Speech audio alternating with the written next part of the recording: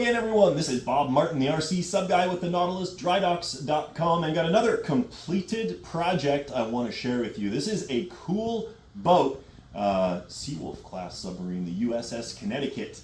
I want to show it to you here in a moment. All right, let's talk about this hull because it is not very common. This is a 172nd Seawolf class submarine. Put out by a company called HMK Creations. Unfortunately, they are no longer in business, but certainly back in the day when they were producing these were outstanding kits. There's a ton of amazing detail in here, and we'll show it to you in a minute. But overall, what we're looking at, again, 72nd scale boat. We've got an OTW dive module that is going to be powering it. We've got a 2.4 gigahertz radio system that will be controlling it, and a sealed lead acid battery pack that will be powering it. What I want to do here now, I want to go through the installation and preparation of this boat for the pond, not only for the new owner, but for everybody else who's interested in it. Show you how you get into the boat and how we set everything up inside. One thing I forgot to mention that you probably saw and were wondering about, mounted to the back, we have a self-contained, high-definition, waterproof video camera. This is mounted in such a manner that it's easily removable, or you can keep it on the back. And the neat thing about it, it kind of looks like a sealed delivery vehicle mounted on the back of this particular boat. Now, I do have some really interesting footage, and I'm going to point that video out to you guys if you want to take a look at it. During the maiden voyage and testing of this boat, we ran into two issues. The first time she got stranded in the middle of the pond.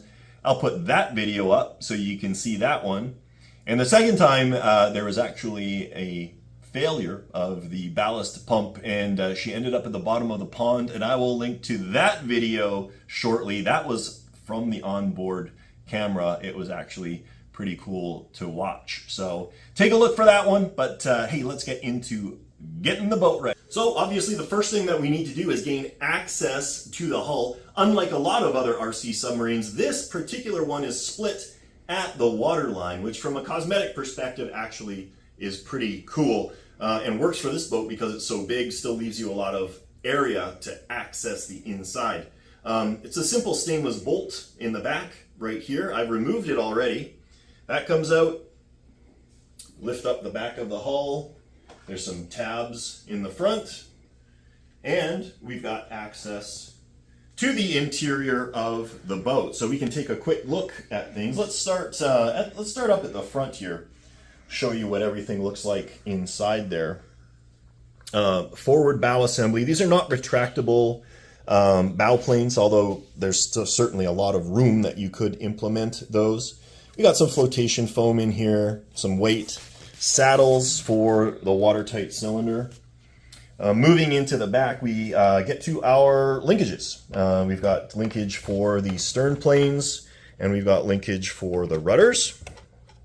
And then, of course, we've got our drive shaft for the impeller back there, the propulsor. And hiding in the back, you can see the cable for it right here, is a brushless motor that powers a stern thruster. And if we take a look back underneath here, you can actually see the mesh where that water gets ejected when that bow thruster or stern thruster is in operation. So, first step, we're going to grab our battery pack. We're going to slide it in the front here, and we're going to kind of over position it further forward than it properly sits. So that's going to give us some room to install a cylinder. We'll grab our cylinder here. I'm going to drop it down.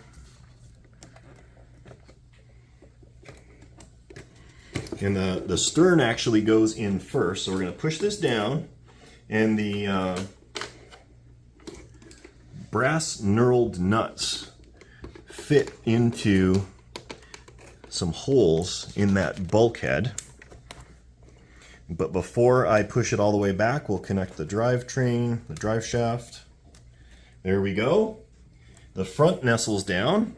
Then we get this bulkhead, this lock bulkhead, goes down in place. The again, the bulkhead slips over the knurled nuts in the front there, rests in place, and then there is a stainless bolt that goes down and locks that in place. The forward linkage is magnetic, and that's snapped into place. I didn't even need to do anything. So that's all ready to go. And here's our main power connection, but we're just going to leave that for right now. If we go to the back, we've got the connection for our stern thruster. That goes together just like that. And there's a hold down nut that slipped, of course, to the back. There we go.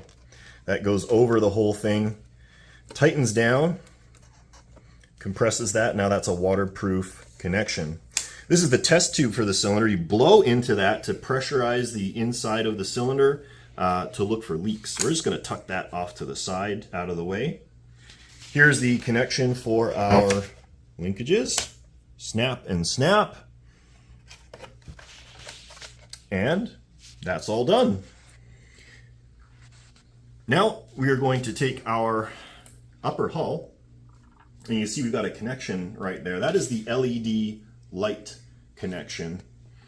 For right now, though, what I'm going to do is grab the 2.4 gigahertz antenna, and there's a hole right here. So this is going to slip up into the snorkel there. Let me get that back down in place. I pushed it out. There we go. That's going to go all the way up until it comes out the top. Take our LED lights, and we're going to plug them in here.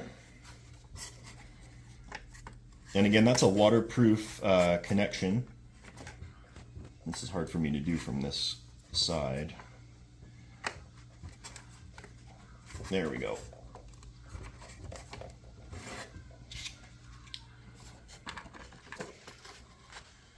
Now that everything is in place here, let me push that back up again. There we go. I'm going to turn on my transmitter and connect power.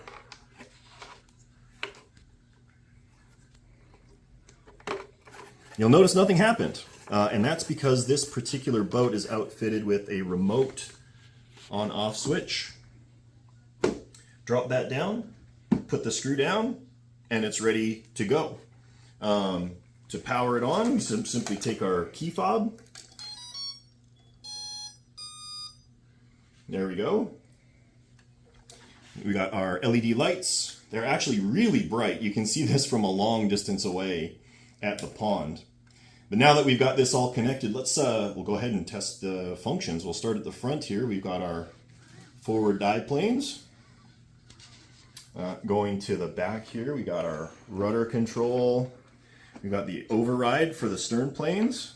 Those are on an automatic pitch controller, so as you tilt the boat up and down, they automatically adjust. And we got the throttle, forward and reverse, and of course we've also got the pump. So you can hear that operating. You can't see anything, but you can hear it operating. And that is basically it. You know, once this is all screwed down and ready to go, it'll be ready to bring to the pond. The other thing I forgot is the stern thruster. That's on the left stick here. You can hear that working as well.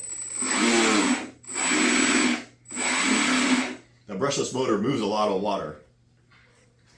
So now that we've tested it, it's all ready to go. We can turn it off, and it's ready to transport to the pond. Last thing I want to talk about is the camera. Not overly complicated at all. To operate it, you simply press and hold the power button. It powers on, light comes on, actually does a little shake there. To record, you slide the switch forward, red light comes on, and it's recording. That's it. That's all you need to do. Turn it off, press and hold, turn it off, and you're done. I didn't hold it long enough.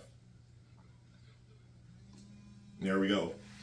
Now, to get this out, you pinch these at these prongs at the front of this bracket, and then you can give it a little wiggle and you can slide the whole thing off and you can see the bracket. So if you want to run this boat without the camera, you simply undo this stainless bolt, the whole bracket comes off, and you've got a nice clean hull if you want to go for that cosmetic look without the video camera.